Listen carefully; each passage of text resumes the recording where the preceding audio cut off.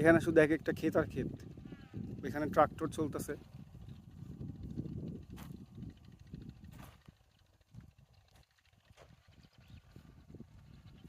তবে ঘরগুলোর এখানে যাইতে পারলে খুব ভালো লাগতো, কিন্তু এই মুহূর্তে যাইতে পারতেছি না। আমার ইচ্ছা করতেছে যাইতে, কিন্তু এখন যাওয়া পসিবল হচ্ছে না।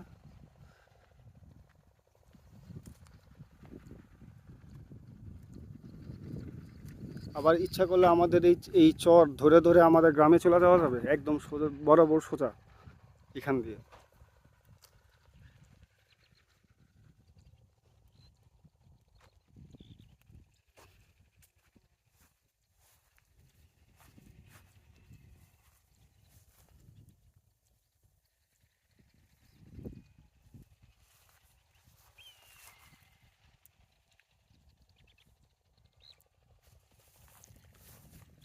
তো আপাতত আপনাদেরকে এতটুকুই দেখালাম।